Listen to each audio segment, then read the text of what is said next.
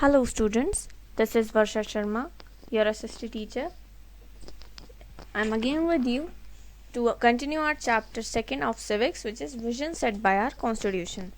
Last time हमने इस chapter के कुछ topics पढ़े थे, which was preamble of our constitution.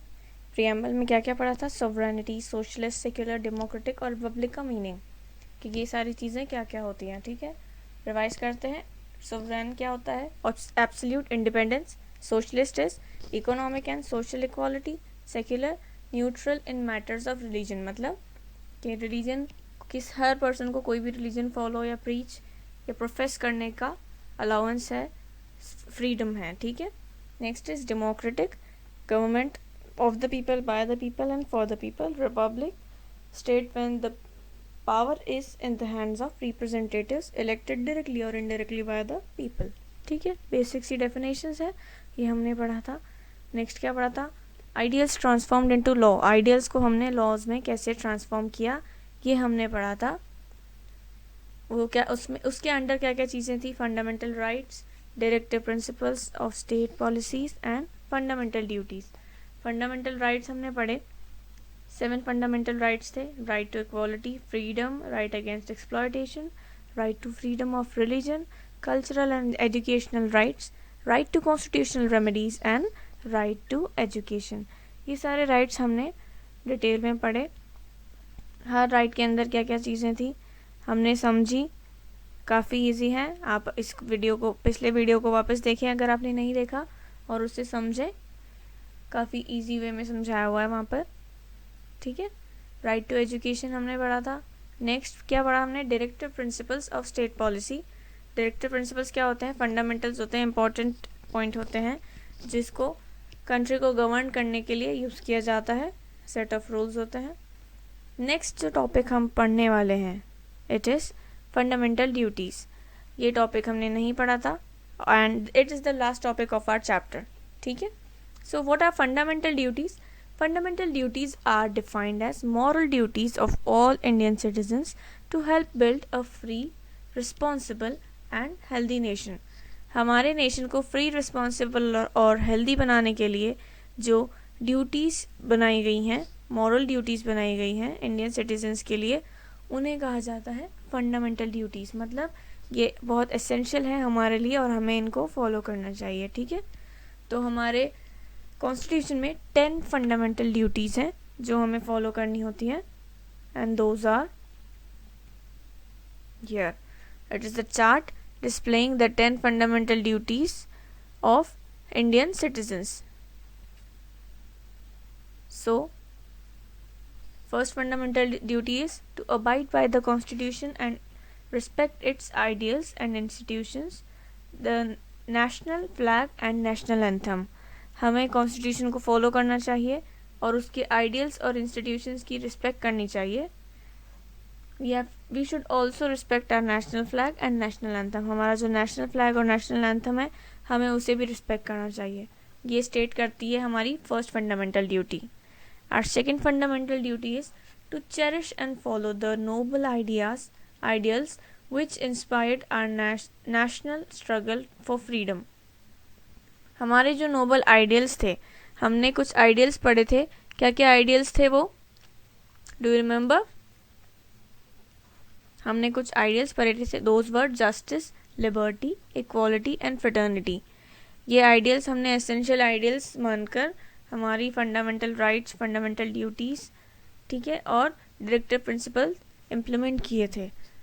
तो हमारी सेकेंड फंडामेंटल ड्यूटी हमें बताती है that we should cherish and follow the noble ideals which inspired our national struggle for freedom. इन आइडियल्स ने हमें हमारे फ्रीडम को अचीव करने के लिए इंस्पायर किया है. That's why we should cherish these ideals.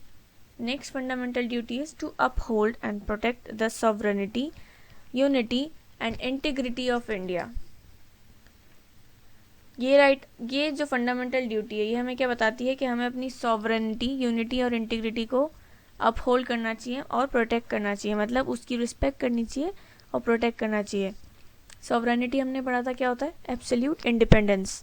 ठीक है. यूनिटी एकजुटता, integrity is also the same thing. ठीक है. तो हमें हमारी इंटेग्रिटी, सॉवरेनिटी और यूनिटी को अपहोल्ड करना चाहिए, रिस्पेक्ट करना चाहिए और प्रोटेक्ट करना चाहिए. Next is to defend the country and render national service when called upon to do so. हमें हमारी कंट्री को डिफेंड करना चाहिए, मतलब हमें जो हमारे ऑपोजिशंस हैं उनके अगेंस्ट हमारी कंट्री को डिफेंड करना चाहिए, मतलब हमारी कंट्री के फेवर में रहना चाहिए. And we should render national service when called upon to do so. हमें नेशनल सर्विस के लिए हमेशा आगे रहना चाहिए जब भी हमारी ज़रूरत पड़े कंट्री के लिए. Next is to promote harmony and the spirit of common brotherhood amongst all the people of India, transcending religious, linguistic and regional or sectional diversities. We should promote harmony and spirit of common brotherhood. सभी लोगों के बीच में हमें harmony मतलब एकजुटता, साथ मिलजुल कर रहने की भावना को, और ब्रदरहुड इज भाईचारा. ये तो कॉमनली यूज्ड वर्ड है जो आप सभी ने सुना हुआ है. तो हमें एकजुटता को और ब्रदरहुड को प्रमोट करना चाहिए और हमें इसको अपने रिलीजियस, लिंग्विस्टिक एंड रीजनल और सेक्शनल डाइवर्सिटीज़ में भी प्रमोट करना चाहिए. ठीक है. To renounce practices derogatory to the dignity of women.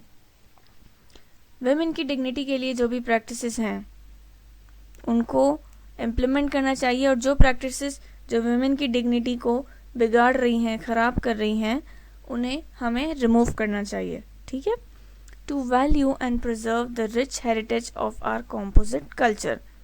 हमारा जो कल्चर है उसका जो हेरिटेज है उसको प्रिजर्व करना चाहिए हमें. हमारे कल्चर का काफ़ी रिच हेरिटेज है. हमारे कल्चर में हमारे इंडियन कल्चर में काफ़ी सारे डिफरेंट कास्ट्स के, काफ़ी सारे डिफरेंट रिलीजन्स के कल्चर कंबाइंड है, इसीलिए उसको बोला गया कॉम्पोजिट कल्चर. ठीक है. तो हमारा जो कॉम्पोजिट कल्चर है उसको प्रिजर्व करना चाहिए क्योंकि वो काफ़ी रिच है. हमारे काफ़ी सारे रिलीजन्स के अलग अलग एस्पेक्ट्स हमें देखने को मिलते हैं, काफ़ी सारे रिलीजन की चीज़ें सीखने को मिलती है, इसलिए हमारा जो कल्चर है वो काफ़ी प्रीशियस है. कॉम्पोजिट कल्चर काफ़ी प्रीशियस है, तो हमें उसकी वैल्यू करनी चाहिए और उसे प्रिजर्व करना चाहिए. Next is to protect and improve the natural environment including forest, lakes, rivers and wild life, and to have compassion for living creatures. मतलब कि हमें हमारे नेचुरल एनवायरनमेंट को प्रोटेक्ट करना चाहिए. नेचुरल एनवायरनमेंट में क्या क्या आता है? Forest, lakes, rivers, wild life, और हमारे लिविंग क्रीचर्स के लिए हमारे मन में एक हेल्पफुल भावना होनी चाहिए. हमें उनको हेल्प करनी चाहिए और उन्हें प्रोटेक्ट करना चाहिए किसी भी कीमत पे. ठीक है. Next is to develop the scientific temper, humanism and spirit of inquiry and reform. Now हमें साइंटिफिकली भी इम्प्रूव होना चाहिए और हमें इंटरेस्ट दिखाना चाहिए. साइंटिफिक जितनी भी डिस्कवरीज होती हैं या फिर इन्वेंशंस होते हैं, ह्यूमैनिज्म को प्रमोट करना चाहिए, डेवलप करना चाहिए. What is humanism? ह्यूमैनिज्म क्या होता है? A system of thought that considers that solving human problems with the help of reason is more important than religious beliefs. Reason के बेसिस पे हमें प्रॉब्लम सॉल्व करनी चाहिए. ये क्या बताता है? ह्यूमैनिज्म हमें ये बताता है कि रीज़न के बेसिस पे हमें प्रॉब्लम सॉल्व करनी चाहिए, ना कि हर प्रॉब्लम को रिलीजियस बिलीफ पे सॉल्व करना चाहिए. कुछ प्रॉब्लम्स को रीज़न के बेसिस पे ही सॉल्व करना चाहिए. ठीक है. So to develop scientific temper, humanism and spirit of inquiry and reform. Spirit of inquiry and reform क्या होता है कि हमें किसी भी चीज़ के बारे में जानने के लिए इच्छा होनी चाहिए, इंक्वायर करने की इच्छा होनी चाहिए, स्पिरिट होनी चाहिए. एंड रिफॉर्म लाने की, चेंजेस लाने के लिए हमारे अंदर एक स्पिरिट होनी चाहिए. To safeguard public property and to absorb violence. ठीक है. ये हमारा नेक्स्ट फंडामेंटल ड्यूटी है which is to safeguard public property and to absorb violence. हमारी जो पब्लिक प्रॉपर्टी है उसको हमें सेफ गार्ड करना चाहिए और जो वायलेंस हो रहा है उसे एब्जॉर्ब करना चाहिए. ठीक है. सेफ गार्ड मतलब हमें पब्लिक प्रॉपर्टी की रक्षा करनी चाहिए, उसे बचाना चाहिए. और एब्जॉर्ब का मतलब क्या होता है? टू प्रोमिस पब्लिकली और formally that you will give up और नॉट एक्सेप्ट अ बिलीफ और अ वे ऑफ बिहेविंग. ठीक है. तो हमें वायलेंस को एक्सेप्ट नहीं करना चाहिए. इसका मतलब क्या हो? वायलेंस को एक्सेप्ट नहीं करना चाहिए, हमें उसे अवॉइड करना चाहिए, या फिर अगर कहीं पे वायलेंस हो रहा है तो उसे रोकना चाहिए. ठीक है. to strive towards excellence in all spheres of individual and collective activity so that the nation constantly rises to higher levels of endeavor and achievement. हमें excellence की towards बढ़ना चाहिए और हर individual को collectively सभी के साथ मिलकर in all spheres of individual and collective activity, चाहे individual activity हो या collective activity हो, हमें excellence की towards बढ़ना चाहिए so that nation constantly raise करेगा higher levels पे, ठीक है, और हमारे nation को काफ़ी ज़्यादा achievements मिलेंगे. यह किसके लिए beneficial है? हमारे खुद के nation के लिए.